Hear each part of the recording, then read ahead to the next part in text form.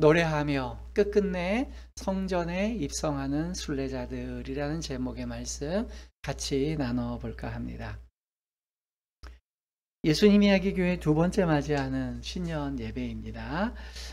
그러나 이제 올해는 유독 그 어느 신년 때보다도 신년 같지 않은 신년인 것 같아요. 삶의 여러 정황들이 신년을 만끽하기에는 다소 불편한 요소들이 너무 많은 것 같습니다. 정치적으로도 혼란이 계속 진행되고 있고요. 또 대한민국은 갈수록 더 양극화되어지는 것 같아요. 경제적으로는 암울한 전망만 가득합니다. 코로나 시절에는 이런 일을 당했을 때는 그냥 황당하고 이게 뭐지? 약간 이런 느낌이었다면 요즘은 그 코로나 때 양적 완화 이런 걸 많이 전 세계적으로 많이 했잖아요. 그 뒤에 일어나고 있는 장기 불황을 걱정해야 될 그런 상황입니다. 그 이제 뒷감당을 해야 될 시점이죠. 오늘 또 신년주일인데 올 겨울에 최고로 많이 눈이 온 것 같아요. 눈이 오늘 하루 종일 온다는 것 같은데 오늘은 사실 걱정이 덜 되고 이제 내일 출근하시는 분들이 걱정이 돼요. 우리 교인들만 봐도 그래요.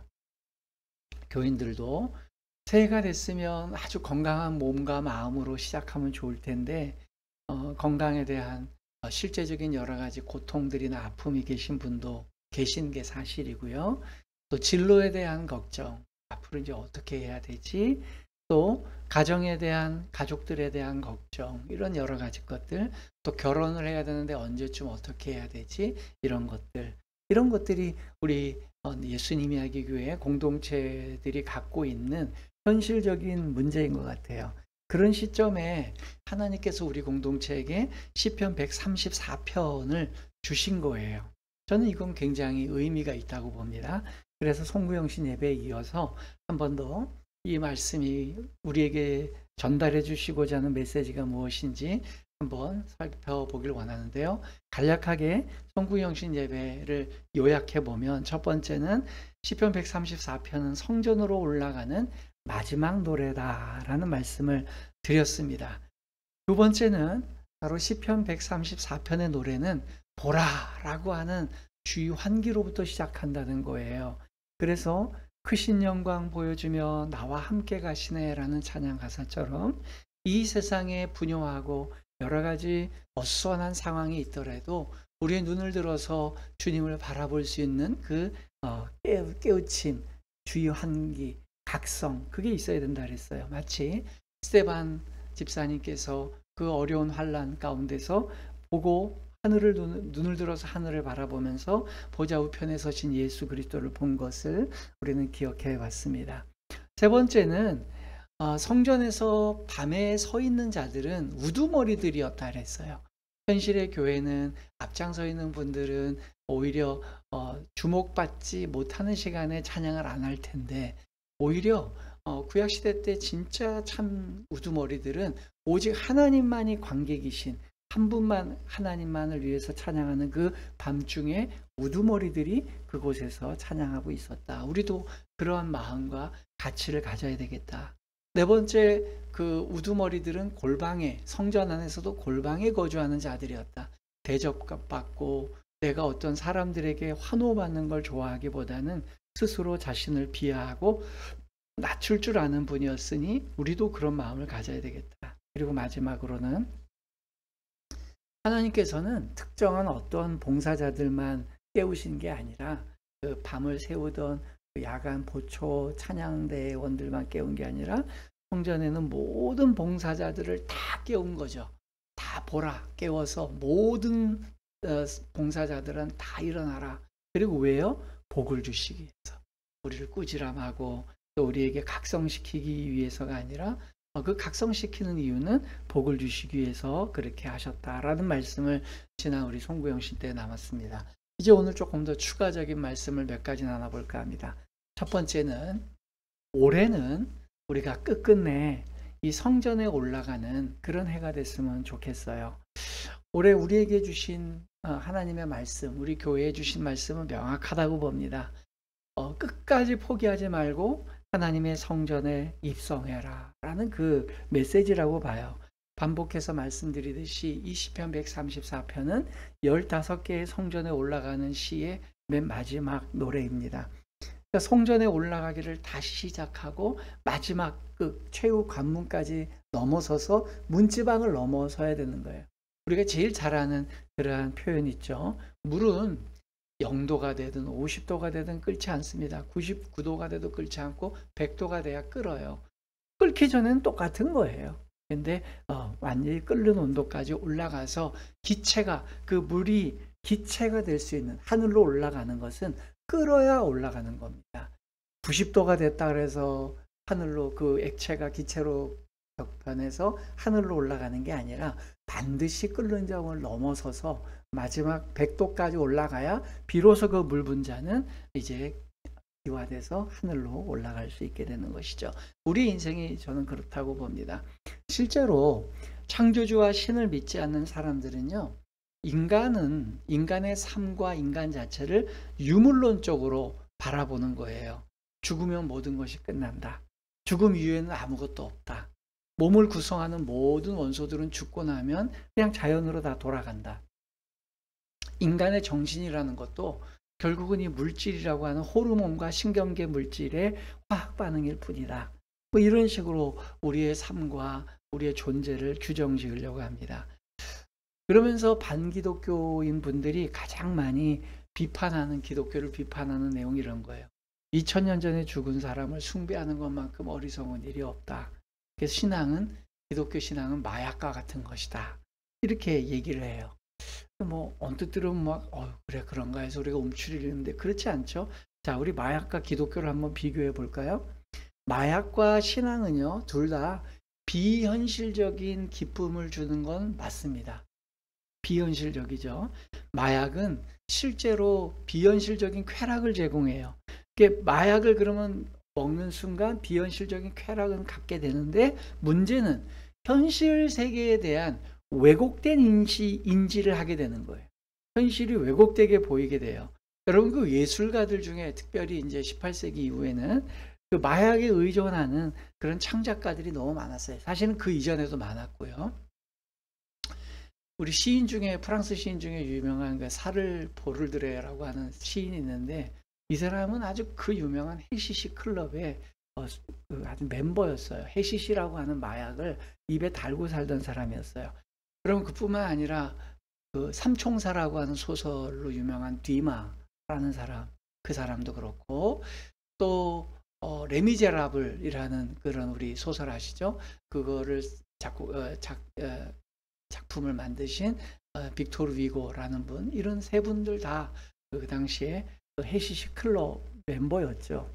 그래서 그들은요, 그 해시시라고 하는 마약을, 이제 초기 마약이죠. 그걸 이제 하게 되면서 중독 상태에서 창작 활동을 하게 되고, 또 미술가들 중에서도 마약을 먹고 그림을 그린 사람들의 그림을 제가 본 적이 있는데 굉장히 사물이 왜곡되어 있음을 보게 됩니다. 그런 쾌락과 그런 창작은 결국 사람을, 자기 자신을 파괴시키는 거죠. 그래서 그러한 자들의 작품 활동을 보면, 그래서 현대 문학이나 예술에서 곽강받는 작품들은 거의 비정상적이거나 파괴적인 자아를 드러내는 경우가 굉장히 많습니다.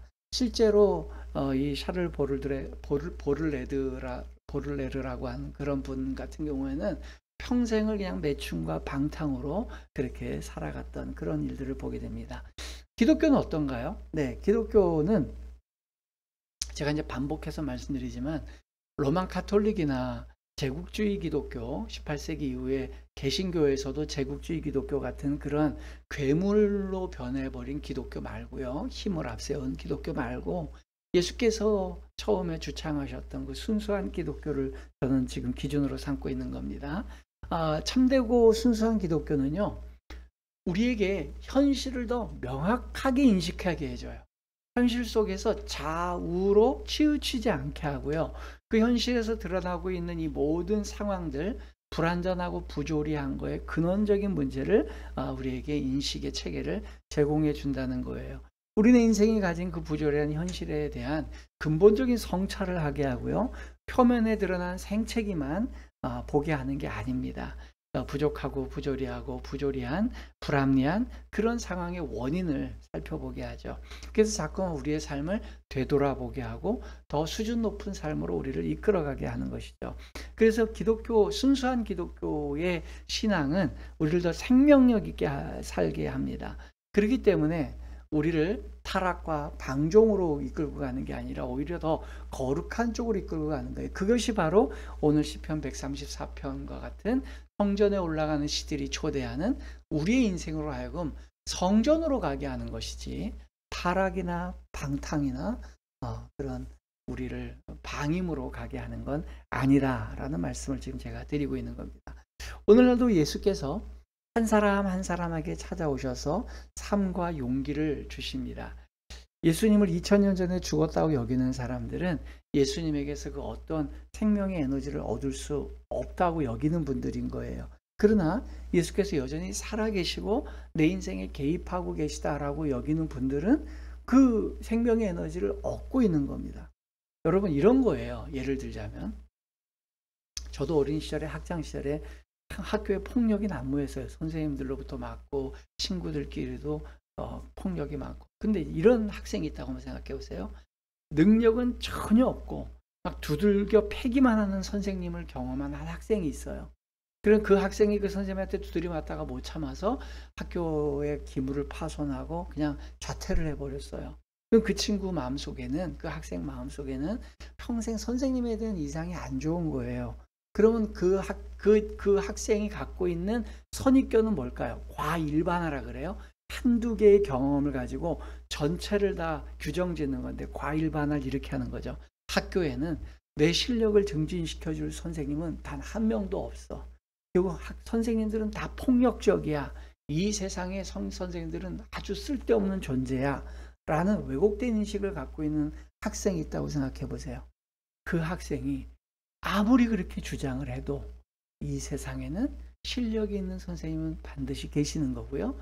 또 선생님에게 좋은 영향을 받아서 자기를 더 자꾸만 업그레이드 시키는 학생은 분명히 있는 거예요. 무슨 말씀하는지 이해되겠죠?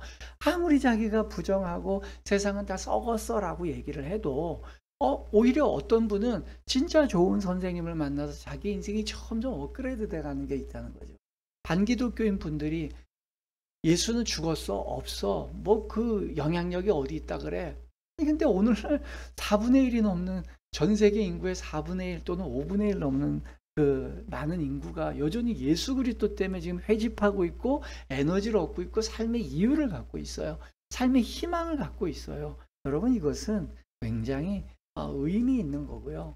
부정한다고 부정해질 수 있는 게 아니라고 봅니다. 그렇기 때문에 우리도 성전에 올라간다는 건 바로 이런 겁니다. 나의 삶이 더 거룩해질 수 있고 더 나아질 수 있고 나는 예수 그리스도의 도움 안에 살아갈 수 있어. 그분의 존전에 있어야 돼 라는 고백이 올 한 해 우리의 목표가 돼야 된다는 것이죠. 두 번째는요, 성전으로 올라가는 마지막 고비가 있어요. 그 마지막 고비는 뭐냐? 밤에 도착한다는 거예요. 자, 성전에 올라간 사람들이 다양한 지역에서 다양한 이유로 성전을 향해 출발했을 거예요. 어떤 사람은 너무 성전에 부럽고 멋있어 보여서 올라가는 사람이 있겠고, 어떤 사람은 힘든 일이 있어서 올라가는 일이 있겠지만, 제가 이제 그 원인에 대해서는 다음번 기회 때 한번 더 말씀드리겠지만요. 어쨌든 출발하는 시각과 시점은 다 달랐을지 모르는데 성전에 도착하는 시간만큼은 성경이 일률적으로 얘기하는 것 같다는 것이죠. 왜냐하면 성전에 도착하는, 올라가는 이 시의 마지막 시인 134편의 시간대가 밤이에요. 예, 밤에 여호와의 성전에 이렇게 무대 장치를 설정해 놓고 있어요. 근데 시편 134편은 밤에 부르는 찬송인데요. 성전에 도착할 때가 밤이라는 것이죠. 성전에 올라오는 수많은 순례자들이 성전으로 몰려옵니다. 15개의 찬양을 부르면서 한 걸음 한 걸음 내딛고 오는데 다 같이 한결같이 회집돼서 성전의 문 앞에, 이제 문을 열기 전에 문고리를 잡기 전까지는 칠흑같이 어두운 밤이에요. 그 성전 문이 얼마나 잘 밀폐가 되어 있는지 빛 하나 새어나오지 않아요. 그런 칠흑 같은 밤에 도착하는 거예요. 성경은 성경의 역사 가운데 많은 이 사람이 참 신앙이 좋은 분이야 라고 한 분들이, 그들이 성전의 가장 깊은 곳에 있을 때에 그들이 맞이했던, 또 성전에 임박했을 때에 그들의 삶이 인생적으로 밤이었다는 것을 성경 여러 군데서 얘기하고 있습니다. 오늘은 시간 관계상 제가 여러 사람 얘기할 필요 없고요. 딱 한 분만 소개하면 다 해결되는 분이 있어요. 바로 예수님이에요. 예수님이 성전에 가까이 가셨을 때에 성전이 얼마큼 어두웠는가, 그 당시가 밤으로 설정되었는가만 살펴보는 거죠. 자, 예수께서는요, 이 땅에 오셨을 때에 자기 몸이 성전이라 그러셨어요. 성경을 한번 보겠습니다. 요한복음 2장 21절이에요. 요한복음 2장 21절 다 같이 읽습니다. 그러나 예수는 성전된 자기 육체를 가리켜 말씀하신 것이라.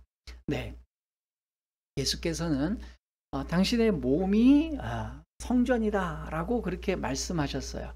사실 예수님 오시기 전까지 인류 역사상 하나님, 여호와 하나님을 위한 성전은 3개였거든요. 최초의 성전이 솔로몬의 성전, 다윗이 모든 재료를 준비해 놓고 솔로몬이 실제로 건축했던 성전. 두 번째는요, 스룹바벨이 건축을 시작하고 느헤미야가 완성한, 유대가 망해서 바벨론 포로로 갔다가 되돌아와서 지은 소위 말해서 스룹바벨 성전이 있어요. 솔로몬의 성전과 정반대되는 분위기입니다. 아주 허름하고 보잘것이 없는, 심지어 법궤마저도 없는 그런 성전이죠. 세 번째 성전은 예수님이 태어날 때에 집권했던 헤롯 대왕이 40여 년이 넘도록 오랫동안 공을 들여서 지은, 사실 솔로몬의 성전도 7년 만에 지은 성전인데, 이 헤롯이 40년 동안 성전을 지었다는 것은 솔로몬의 성전을 능가하는 그러한 위용을 갖고 있는 성전이었던 거죠. 근데 그렇게 총 3개의 성전이 있었는데요, 예수께서는 그 모든 성전을 포함해서 이것은 초림해서 오시는, 예수 그리스도께서 자신을 비하하시고 낮춰서 오시는 자신의 몸과 동등한 것으로 여기고요. 그래서 앞선 3개의 성전과 자신의 최초의 몸, 비하하신 몸을 같은 레벨로 보시고 헤롯 선정 대신 이제 이 내 몸이 성전이다 라고 도치를 시켜버리세요. 여기서 중요한 건 뭐냐면 예수님의 몸이 2종류라는 거예요. 여러분 이거 굉장히 잘 들으셔야 돼요. 예수님이 십자가에서 돌아가시기 전에 창조주께서 자신을 비하하셔서 자신을 낮춰서 우리 인류와 똑같은 이 프레시 바디, 이것을 갖고 있는, 이 몸을 갖고 있는 그 몸, 그게 있어요. 그건 무엇을 상징하냐면 이 땅에 있는, 이제는 폐쇄될, 이제는 그 임기가 끝난 이 땅의 지상의 성전을 의미하는 거예요. 그래서 헤롯 성전이든 느헤미야 성전도 망해서 부서진 것처럼 솔로몬의 제가 잘못 말씀드렸습니다. 솔로몬의 성전과 느헤미야 성전이 역사 가운데 무너진 것처럼 헤롯이 지은 40년 동안 지은 이 성전도 무너질 것이다. 예수님이 예언하셨어요. 그 예언대로 AD 70년에 티토 장군의 그 함락으로 무너지죠. 그래서 지금까지도 2000년이 지났는데 예루살렘 성전, 또 야훼를 위한 성전은 세상 지구상 어디에도 없습니다. 그와 마찬가지로 예수님께서는 무엇을 얘기하시냐면 헤롯 성전은 예수님께서 뭐 거의 가치를 부여하지 않으세요.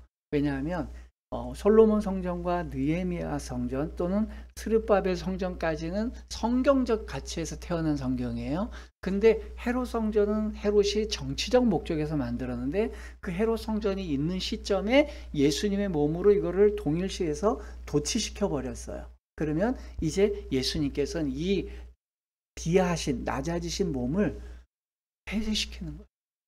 망해뜨려 버려야 그때 완벽한 몸이, 완벽한 성전이 나오는 거예요. 논리적으로 이해되셨죠? 그래서 제일 먼저는 예수님이 헤롯 성전을 대체해서 예수님의 몸을 갖고 오셨고 그 몸을 먼저 부서뜨리신 거예요.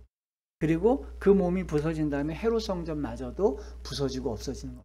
그러면 자, 논리적으로 따져보면 예수님께서 십자가에서 죽으실 때가 지상의 성전이 없어지는 시점이 되는, 이해되셨죠? 그리고 예수님이 십자가에서 죽으시고 부활하셔서 있게 되는 그 몸, 그 몸이 구약의 원래부터 선재하셨던 예수님의 진짜 몸이에요.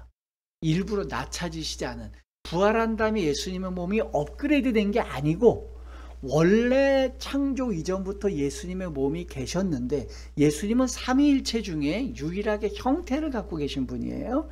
그분이 자신의 몸의 형태를 가졌는데 시공간에 제약을 받지 않아요. 그분이 계셨는데 그분이 초림하실 때는 그 몸을 다운그레이드 시킨 거예요. 낮추신 거예요.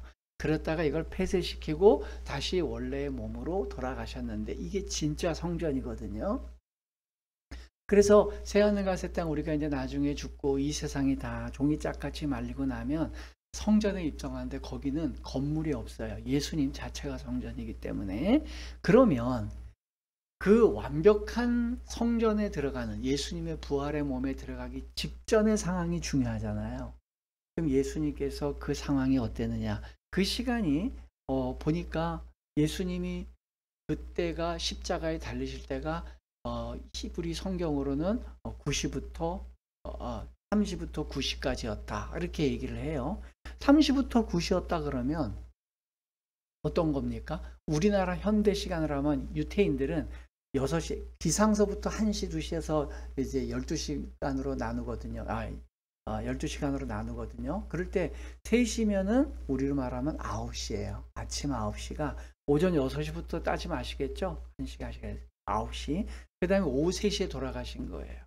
그러면은 한낮입니다. 예수님께서 돌아가실 때가 한낮이었는데, 그럼 어떻게 그때가 밤이었는가? 자, 우리 누가복음 23장 43절 45절까지를 한번 그 상황을 한번 읽어보겠습니다. 같이 읽습니다. 예수께서 이르시되 내가 진실로 내게 이르노니 오늘 내가 나와 함께 낙원에 있으리라 하시니라. 때가 제60쯤 되어 해가 빛을 잃고 온 땅에 어둠이 임하여 제9시까지 계속하며 성소의 휘장이 한가운데가 찢어지더라. 아멘. 9시에, 오전 9시에 십자가에 매달려서 오후 3시에 돌아가셨는데 6시, 즉 정오 12시부터 3시까지 어떤 일이 일어났냐면 깜깜해진 거예요. 이 세상에 갑자기 한낮인데 빛을 잃고 온 땅에, 그 골고다 언덕이 있던 그 온 땅에 어둠이 임한 거예요. 어떤 분들은 뭐 그거를 개기일식이 일어났다 뭐 이런 얘기를 하기도 하는데, 어쨌든 그때 일어났어요. 깜깜했어요. 시간은, 물리적인 시간은 낮이었지만 예수님이 돌아가시는 그 무대 장치는 밤을 만들어 버린 거죠. 그리고 부활의 아침이 될 때까지 만 3일 동안 예수께서는 이제 어둠 가운데 계셨어요. 밤입니다. 근데 예수께서도 그 마지막 순례의 길을 걸어가시면서 이제 마지막 성전에 입성하기 직전에 밤 같은 시간에 그곳에 자신의 마지막 인생을 보내신 거죠.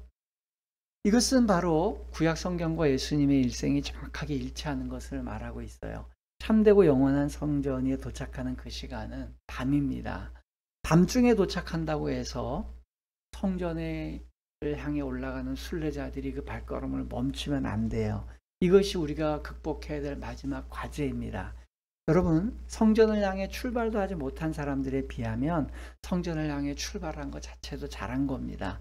중도에 포기하는 사람과 달리 끝까지 가는 것도 중요해요. 근데 마지막 순간까지도 잘 견뎌내야 된다는 것이죠. 왜냐하면 그렇게 오랫동안 고생해서 성전에 가면 희망이 있을 거다 생각해서 마지막 단계까지 왔는데 성전을 본 거예요. 문고리를 잡으려는데 여기가 성전이야? 이렇게 어둡고 이렇게 정말로 아무것도 신뢰할 수 없는 이런 상황이야? 이럴 때에 우리가 그 마지막 순간도 이겨내야 된다는 것이죠. 그때 이런 거죠. 내가 기대했던 게 이런 게 아닌데. 아마 제자들이 그러지 않았을까요? 사도 요한을 제외하고 11명의 제자들은 예수님을 이런 모습을 보려고 따라온 건 아닐 텐데, 근데 십자가에 달리신 예수님의 모습 보면서 다들 넘어간 거죠. 그들은 3년 동안은 잘 지켰어요. 잘 따라하는데 마지막 단계에서 그 역사의 현장을 지키지 못한 것이죠. 네, 그게 바로 시편 134편이 우리에게 이야기하는 겁니다. 우리의 인생이 다 그런 것 같아요. 새벽이 오기 전에 가장 어두운 것처럼 창조의 하나님의 창조의 원리가 그런 것 같습니다. 이런 거죠. 한 아기가 태어나기 직전에 가장 큰 인생이 갖고 있을 수 있는 가장 큰 출산의 고통이 있어요.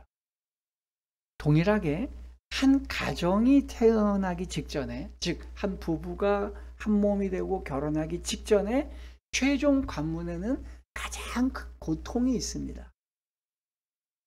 또 한 교회가 탄생하기 직전에는요, 그 목회자와 그 공동체가 갖고 있는 교회를 출범시키는 그분들에게 가장 큰 불확실성과 고통이 있는 거예요. 예수님 이야기 교회도 역시 예외가 아닙니다. 저 그렇게 생각해 보면 올해가 이제 2025년이잖아요. 제가 이제 목회를 35년 했다고 얘기하는 그 이유가 있어요. 이유가 뭐냐면 저는 제 목회 인생을 1990년도부터로 잡습니다. 왜냐하면 1990년도에 제가 군대에서 중대 군종을 할 때였어요. 보통 우리가 이제 목회자들이 이력서를 쓸 때 사단 군종이나 연대 군종 정도는 주특기가 그것만 하는 거니까 그건 경력에 넣어요. 그래서 목회자로 인정했지. 쉬이 말하면 교육전도사급으로 생각해요. 근데 중대 군종은 그게 아니라 그냥 뭐 집사님 같은 평신도 리더 정도로 보는데, 저는 제가 중대 군종일 때 지금 전체를 포함해서 그 어느 때보다도 가장 목회적인 삶을 살았다고 생각해서 중대 군종 때로 보는 거죠. 그러다가 제가 쭉 오다가요, 중대 군종하고 그 다음에 군 전역해서 교육전도사 잠깐 하다가 대학을 졸업하고 한 2년 정도를 제가 목회를 잠깐 쉬고 고향에 내려가서 장사를 잠깐 했어요. 그 2년 브레이크 타임이 있었어요. 그리고 난 다음에는 계속 또 목회를 했습니다. 중간에만 3개월 정도 사역지가 없어서 쉰 적도 있었지만 그런 거 뭐 큰 기간이 아니니까, 긴 기간이 아니니까 넘어간다면, 그리고 이제 첫 담임을 한 39에 가서 이제 목회를 한 4년 정도 하고 그다음에 다시 또 그 교회가 자리 잡은 다음에 나와서 선교사로 선교단체를 하고 비교주 선교사로서 무슬림권의 여러 선교지를 방문하고 또 외국에 있는 그 위성방송 단체에 제가 한국 대표직을 감당하면서 살았어요. 저는 그 7년 동안 경기도 오산에서 주거지를 거점을 두고 살았는데 저는 그때도 목회였다고 생각해요. 왜냐하면 그때는 선교적 목회, 또 실제로 우리 교회도 선교 사무실에서 우리 가족도 예배를 드렸기 때문에 목회라고 생각해요. 그런 시점에서 제가 이제 뭔 얘기를 드리고 싶으냐면, 그러다가 선교 사역도 이제 마무리하고는 서울에서 기성교회 마지막 담임을 했던 시절이 있었죠. 그리고 그거마저 내려놓고 2020년도에 이제 담임을 그만뒀어요. 그때는 목회를 정말 다 끝난 느낌이었어요. 이제 다시는 내 인생에 목회가 없다. 그래서 하나님께도 기도를 드렸어요. 하나님, 30년 정도 저를 부려먹으셨으면 저 이제 일 다 했으니까, 할 만큼 했으니까 저 이제 자연인으로 늙어가게 해주세요. 그래서 저 개인의 삶을 살겠습니다. 그래서 뭐 이곳저곳 직장도 다녀보고 또 백수로 그러면서 제가 생각하는 게 그거 있었어요. 그 당시에 기존교회를 다 마무리하고 날 때는, 야, 교회도 어쩔 수 없이 불완전하고 부조리하고 불합리한 곳이구나. 이 땅에서 완전한 교회를 향해 세워간다는 건 불가능한 거구나. 이런 모든 시도가 참 의미가 없구나. 그런 생각을 가지고 있었어요. 그래서 저에게는 밤과 같은 시간이었죠. 그 모든 걸 꺼내놓고 이제 한 3년 정도 모든 것을 중단하고 있을 때, 그때 저에게 문득 들었던, 또 우리 가정 예배 드릴 때 함께 나눴던 말씀이기도 한데, 마태복음 18장 20절 말씀이 저에게 와닿았습니다. 같이 한번 읽어봅니다. 두세 사람이 내 이름으로 모인 곳에는 나도 그들 중에 있느니라. 아멘. 보통은 우리가 교회가 되면 몇 명 이상, 몇십 명 이상, 몇백 명 이상이 모여야 교회로서 자립을 한다. 재정적으로 자립을 한다. 그래야 그건 교회다라고 생각했는데, 주님께서 저에게 주셨던 말씀이 두세 사람이 예수님의 이름으로 모이면 예수님도 그들 중에 있겠다라는 이 말씀이 저에게 확 와닿았어요. 그러면 이제 내 인생의 마지막에 하나님께서 다시 한번 교회 개척에 초대해 주셨다는 그 부르심을 갖고 예수님 이야기가 시작된 거예요. 그때 저는 아무것도 보이지 않아요. 그래서 그때 영상을 찍을 때도 뭐 이런 교회를 하고 싶습니다. 이런 것도 없고 아무것도 없고 그냥 교회 하라고 하시니까 하겠습니다. 약간 이런 느낌이었던 것 같아요. 네, 맞습니다. 그렇게 시작한 거예요. 그래서 문을 열기 전까지는 전 지금도 그 마음이 있는데 우리 교회는 어쨌든 아무도 없어도 나 혼자 카메라 켜놓고 온라인으로 교회 예배를 드리기 어려운 분들이나 선뜻 나서서 어디 가서 그래도 예배를 드려야 되는데 드리지 못하는 분들을 위해서 예배를 같이 드려줘야 되겠다라는 마음을 갖고는 있어요. 그러다 보니까 두세 사람만 같이 방송을 통해서건 현장을 통해서건 예배를 드리고 있으면 그 예배는 계속 진행돼야 된다. 이런 마음을 갖고 지금도 저는 예배를 이끌고 가고 있습니다. 이렇게 불확실한 상황을 마주하려고 성전을 달려왔나 싶을 때가 있는 거죠. 네, 그게 맞는 거예요. 마지막 순간에 가장 불확실한 상황에서 질문하는 게 뭐냐면 그래도 나를 신뢰하느냐를 주님은 우리에게 물으시는 겁니다. 왜냐하면 예수님께서도 그 과정을 겪으신 거죠. 자, 마가복음 15장 34절을 보겠어요. 새로운 성전에 입성하시기 직전의 예수님의 고백입니다. 같이 읽습니다. 제9시에 예수께서 크게 소리 지르시되 엘리 엘리 라와 사박다니 하시니 이를 번역하면 나의 하나님 어찌하여 나를 버리셨나이까 하는 뜻이라. 아멘. 물론 시편 22편을 암송하신 거지만 예수님조차 왜 허구 많은 시편 중에 이 시편을 얘기하셨겠어요? 불확실성이 최고조에 이른 거예요.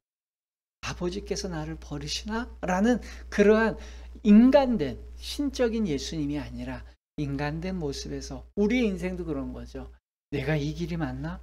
교회를 계속 다니는 게 맞나? 기독교를 계속 믿는 게 맞나? 그 마지막 불확실성에서도 조차도 저는 그래도 예수 그리스도만이 나의 유일한 구주이십니다. 이것을 고백하는 자가 그 문을 열고 들어가게 된다. 그리고 나면 그 문을 열고 들어가면요. 엄청난 영광이 있는 거예요. 마지막 세 번째. 그렇다면 왜 하필이면 문을 열기 직전에 밤을 설정하시나? 왜 밤이냐는 거예요. 세 번째는요. 밤에 성전에 도착을 하면요. 그 문을 열었을 때 극적인 효과가 극대화되기 때문입니다. 성전의 영광이. 성전에 밤에 도착하게 되면요. 마지막으로 가짜들을 분별해내는 마지막 단계가 됩니다. 진짜 하나님만 바라보는 사람만 들어오게 되는 거예요. 이게 가짜를 구별하는 최고의 방법이에요. 최고의 불확실성을 가지고 와봐야 현실적으로 이익될 게 하나도 없네. 그럼 난 돌아가야지. 그런 사람은 다 돌아가는 거예요. 근데 저는 이렇게 깜깜한 밤이어도 실제로 이 문을 열고 들어가서 하나님이 너무 초라하게 혼자 앉아 계신다 하더라도 저는 그 하나님이 좋습니다. 라는 마음으로 껌껌한 밤에 더듬더듬 문고리를 잡아서 문을 여는 사람, 주님은 그 사람을 원하신다는 거예요. 예수께서 바로 이런 상황을 그대로 보여주신 거예요. 바로 이러한 분위기를 대변하듯이 예수님을 따르는 분들은 다 도망갔죠. 물론 이제 예수님은 그들이 다시 찾아가셔서 그들을 다시 초대해 주셨지만요. 극적인 효과가 뚜렷한 겁니다. 주님 깜깜한 상황에서 문을 열고 들어갈 때 너무 환한 빛을 보게 되죠. 여러분, 그 운전하시는 분들은 많이 느끼시는 건데 고속도로 같은 데 운전을 하다 보면 낮에 이렇게 쭉 다니면은 눈부심이 별로 없어요. 그러다가 터널을 들어가죠. 근데 터널이 길면 길수록 있잖아요. 막 2km, 3km짜리 우리나라에 그런 터널인데 길면 길수록 그 다음에 나올 때는 아까 들어갈 때하고 똑같은 빛이었는데 눈부심이 있단 말이에요. 그 극적인 효과가 더 커지는 것이죠. 이러한 상황에 대해서 성경은 이렇게 표현하고 있습니다. 로마서 8장 18절을 우리 한번 같이 읽습니다. 생각하건대 현재의 고난은 장차 우리에게 나타날 영광과 비교할 수 없도다. 아멘. 예. 신앙생활을 하면 할수록 몸은 더 아프고 마음은 더 힘들고 사업은 더 어렵고 또 우리의 진로도 불투명하고 그럴 수 있어요. 여러분, 이게 정신승리가 아니고요. 실제로 그럴 수 있습니다. 그러나 그 마지막 단계, 그럼에도 불구하고 불확실성을 이겨내고 나아갈 때에 그때 우리에게 다가오는 하나님께서 공급하시는 그 영광은 비교할 수 없다는 겁니다. 결론입니다. 사랑하는 성도 여러분, 올 한 해 우리는 우리 예수님 이야기 교회는 성전을 향해 나아가는 교회가 되기를 원해요. 모든 일이 그런 것 같습니다. 시작조차 안 하는 사람이 있어요. 또 어떤 이들은 시작을 하지만 중간에 포기를 해요. 또 어떤 이들은 시작을 하다가 중간에도 잘 참아내다 마지막 단계에 그 마지막 순간을 이겨내지 못합니다. 여러분 오늘 서론에서 말씀드린 것처럼 올해가 그런 것 같아요. 정치, 경제, 사회, 문화, 또 우리의 건강, 우리의 진로, 또 결혼 모든 것들이 다 불투명합니다. 그러나 시작해야 됩니다. 다시 성전으로 올라가야 돼요. 무엇을 시작합니까? 예수님을 안에서 그분과 함께 있는 것. 성전이라는 것은 어떤 예배당 공간에 오는 걸 얘기하는 게 아니고요. 하나님과 동행하고 그분과 함께 거하는 걸 얘기하는 거예요. 임마누엘, 주님과 함께 있는 걸 원하는 거죠. 신앙도 마찬가지예요. 가장 중요한 것은 시작하는 것이고요. 끝끝내 중꺾막, 중도에 꺾이지 않는 마음, 중간에 꺾이지 않는 마음 갖고 끝까지 진행하는 게 맞고요. 마지막 관문도 넘어가야 됩니다. 저는 우리네 인생이 다 그런 것 같아요. 그럼 결혼도 마찬가지예요. 결혼도요. 한 젊은 남녀가 만나서 사귀고 교제하다가 결혼에 입성하기 바로 직전에요. 굉장히 큰 불확실성 앞에 부딪히게 됩니다. 저도 그랬어요. 저도 예외가 아니고 저도 아내랑 7년 정도 알았고 사귄 건 5년 정도 사귀었는데 결혼하기 직전에 굉장히 큰 난관도 있었고 정말로 뭐 너무나도 마음이 아프고 밤새도록 울 만큼의 그런 힘겨운 일들도 있었어요. 그것을 극복하고 난 다음에 이제 비로소 한 몸이 되는 거예요. 아까 제가 말씀드렸잖아요. 한 아이가 태어나려면 출산의 고통이 있는 것처럼 결혼도 그렇고요. 가정도 그렇고요. 교회도 마찬가지입니다. 교회도 한 교회가 태어날 때까지는 제가 3년 정도의 시간을 보낸 것처럼 그런 시간들을 보내고요. 또 우리 교회 오신 많은 분들이 뭐 서너 분 이상은 이 교회에 오랜만에 신앙생활을 다시 재개할 때까지는 육체적인 큰 질병과 투병하는 그러한 시간들이 있었던 그런 과정을 겪어서 교회에 오게 된 겁니다. 직장도 마찬가지, 진로도 마찬가지입니다. 마지막 관문까지 끝까지 이겨내는 사람이 결국은 진정한 승자가 된다고 봐요. 진정으로 영원한 것, 진정으로 우리를 행복하게 하는 길에는 반드시 거쳐야 될 마지막 단계가 있는데요. 그거는 칠흑 같은 밤과 같은 불확실성이라는 거예요. 이 칠흑 같은 밤과 같은 불확실성 속에서 끝까지 신뢰를 포기하지 않는 사람, 그 사람만이 그 문을 열고 들어가 그 행복한 생명, 그 행복한 가정, 그 행복한 교회의 주인공이 되는 겁니다. 그 은혜가 바로 우리 예수님 이야기교회 모든 성도들의 삶이 되시기를 주님의 이름으로 부탁드립니다. 아멘.